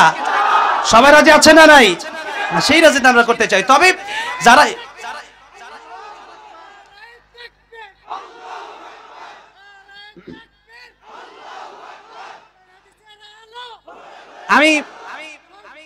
আমি দেখেন, আমি খুব ঠান্ডা কথাই এতক্ষণ বলতেছি। আমি কিন্তু আসলে আমি জানি এক একটা মাহফিলের সিস্টেম আমি বুঝি, একটা মাহফিলের সৌন্দর্য নষ্ট আমি কখনো চাই না, আমি কোনোভাবে মানে সেই কথাগুলো বলতে চাই না। কিন্তু কথা হচ্ছে এই যে ভারতের কথা বললাম, ভারত আমাদের শত্রু না, ভারতকে আমরা শত্রু মনে করি না, কারণ ভারতের মাটি তো আল্লাহ বানাইছে, ঠিক না? কিন্তু কথা হচ্ছে আমিও তো ভারতে ওয়াজ করার জন্য অনেকবার গেছি, সেখানে লক্ষ লক্ষ মানুষ আমার ওয়াজ শোনার জন্য তারা এসেছে। সুতরাং ভারতের সাথে আমাদের কোনো সম্পর্ক নষ্ট করার কোনো কারণ নাই। কারণ হচ্ছে একটাই, ভারতে ক্ষমতা পায়া যারা আমার দেশ নিয়ে টানাটানি করতে চায়, যারা ইসলাম নিয়ে টানাটানি করতে চায়, যারা কোরআন নিয়ে টানাটানি করতে চায়, এদের সাথে আমাদের কোনো সম্পর্ক নাই, থাকতে পারে না। ভারতের সাথে আমাদের সম্পর্ক আছে, থাকবে। আমি গত বছরও ভারতে ওয়াজ করার জন্য গিয়েছিলাম, এই বছর আমি যেতে পারছি না। আমাদের সাথে সম্পর্ক নষ্ট করছে, তা আমরা সম্পর্ক নষ্ট করতে চাই নাই। এই জন্য আমি যে কথা বলতে চেয়েছিলাম যে আপনারা ভারত পেয়েছেন, ভারত নিয়ে থাকেন, সাবধান বাংলাদেশ নিয়ে টানাটানি করবেন না। আমাদের যেমন আমরা ইসলামকে ভালোবাসি, নবীজি দেশকে ভালোবেসেছেন, আমরাও দেশকে ভালোবাসি, ঠিক না ঠিক? সুতরাং দেশকে ভালোবাসা এটা ইমানের ভিতরে আছে, এটা আমাদের ইমান। দেশের জন্য প্রকৃতভাবে কোন মুসলিম যদি যুদ্ধ করতে গিয়ে মারা যায়, সেও কি হবে? শহীদ হবে। এই জন্য দেশকে আমরা ভালোবাসি, সেই জন্য দেশের পক্ষেও আমাদের কথা বলতে হবে। আমি যেরকম একজন আলেম, আমি যেরকম একজন তাফসীর কারক, আমি যেরকম একজন কোরআনের ধারক বাহক, ঠিক তেমনি ভাবে আমার আরেকটা পরিচয় আছে, সেই পরিচয় হলো আমি বাংলাদেশী, ঠিক না ঠিক? সুতরাং ইসলাম রক্ষার জন্য যেরকম আমরা জীবন দিতে প্রস্তুত, এই দেশের প্রত্যেকটা ইঞ্চি ইঞ্চি মাটি রক্ষা করার জন্য কারা জীবন দিতে রাজি আছেন? হাত দেখতে চাই। ভাইরা আমার, বাবাজি হাত নামান। আমি প্রধান বক্তা আসতেছেন, আমি চাচ্ছি যে হুজুর আসলেই, গোলাম রব্বানী সাহেব হুজুর আসলেই আমি কথা শেষ করব। আমি বলতেছিলাম বিশ্বনবীর জীবনী থেকে, যে বিশ্বনবী রাহমাতুল লিল আলামিন তিনি বলেছেন বনি আদমের জীবনে আশা আকাঙ্ক্ষার যেন শেষ নাই। আসলেই তো বাস্তবতা, আমরা যত টাকা পয়সা আমাদের হয়, আমাদের আরো চাহিদা থাকে কি থাকে না? সেই কথার উদাহরণ দিতে গিয়ে বলছিলাম যে এই পৃথিবীতে কত ক্ষমতাধররা আজকে ক্ষমতা পেয়েছে বড় বড় দেশের, আমাদের ছোট্ট একটা বাংলাদেশ, আমরা মুসলিমরা ভাই ভাই, আমাদের কয়েকদিন আগে হিন্দুদেরকেও আমি সেই ঠাকুরগাঁয়ে কম্বল বিতরণ করে এসেছি। আমাদের তো এমন না, বিভিন্ন জায়গায় সিলেটে ত্রাণ দিয়েছি, ফেনীতে আমি ত্রাণ দিয়েছি, সেখানে যাওয়ার পরে হিন্দু মুসলিম ভেদাভেদ রাখি নাই, সবাইকেই ত্রাণ দেওয়ার চেষ্টা করেছি, সবাইকেই উপহার দেওয়ার চেষ্টা করেছি।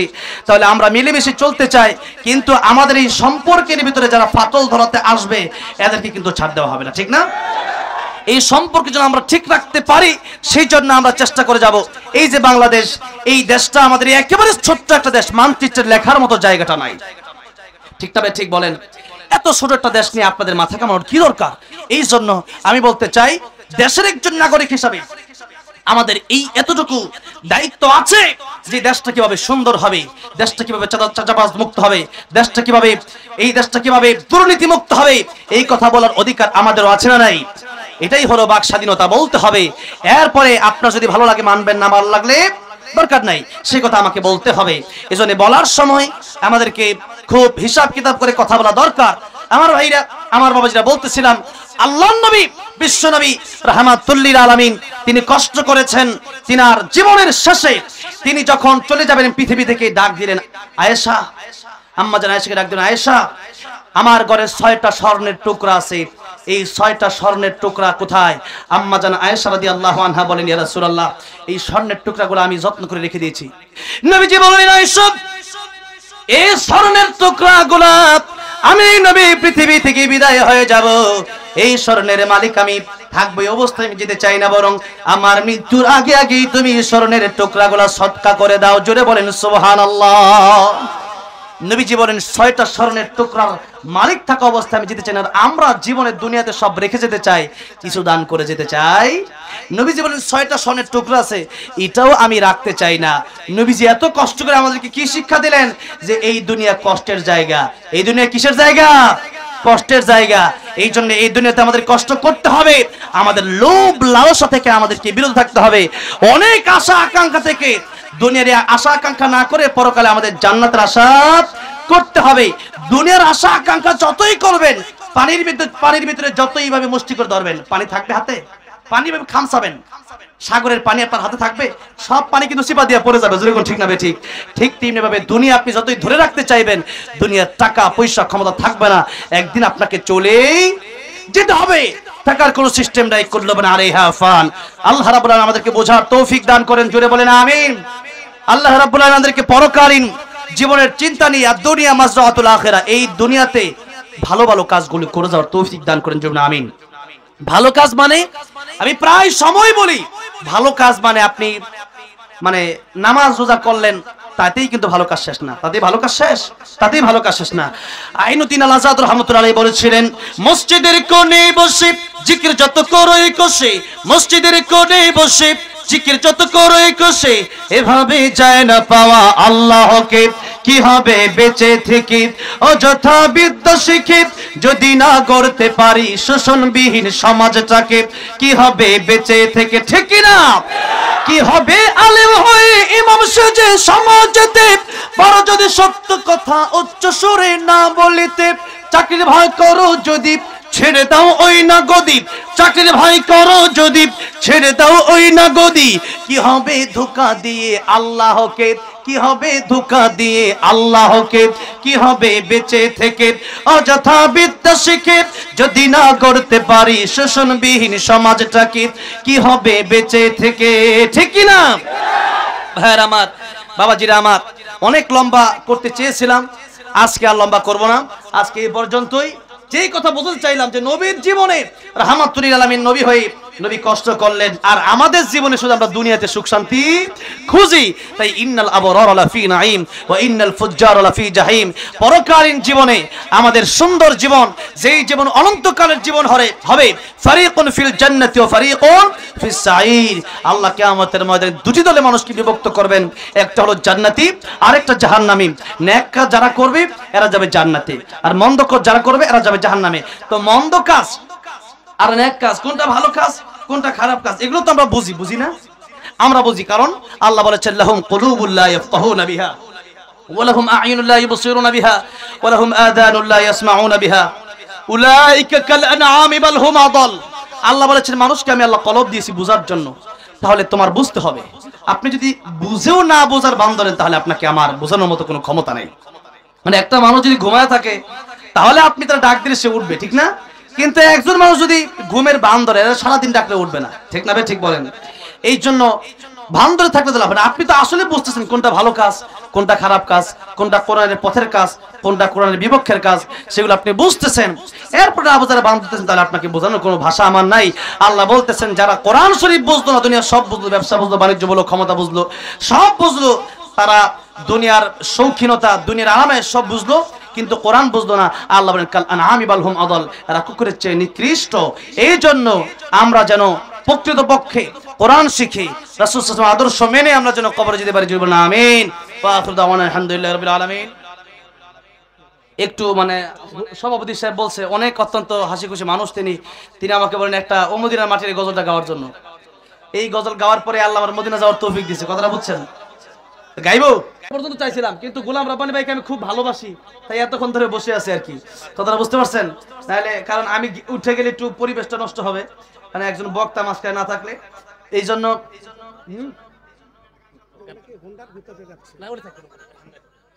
না আমি গজলকে চলে যাবো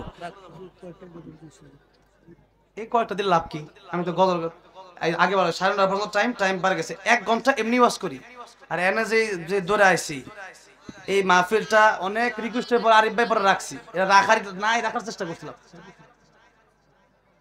আল্লামা সাইদি রহমাতুল্লাহ গজল এরপরে আমাদের মাটির দেখি ও এত গজল গাওয়া যাবে না এক কলি গাই ও মদিনার মাটি রে সকল সুখ বুঝি তোর কপালে ও মদিনা রে তোর বুকে আমার নবী যার লাগে পাগল সবই যার তরে হইল সৃষ্টি ত্রিভুবন কাঁদি আমি সারাক্ষণে কখন যাব সেখানে সহে না আর পরাণে ও মদিনার মাটি রে সকল সুখ বুঝি তোর কপালে ও মদিনা রে পাখি যদি হতাম আমি উড়ে উড়ে যেতাম আমি থাকতো না মনে কোনো যন্ত্রণা দেহে নাই পাখায় আমার সাথে নাই টাকায় আমার কেমনে যাব সেখানে ও মদিনার মাটি রে সকল সুখ বুঝি তোর কপালে। আল্লাহ সবাইকে বারবার মক্কা মদিনা যাওয়ার তৌফিক দান করেন। আজকের মাহফিলকে কবুল করেন। আসসালামু আলাইকুম ওয়া রাহমাতুল্লাহি ওয়া বারাকাতুহু।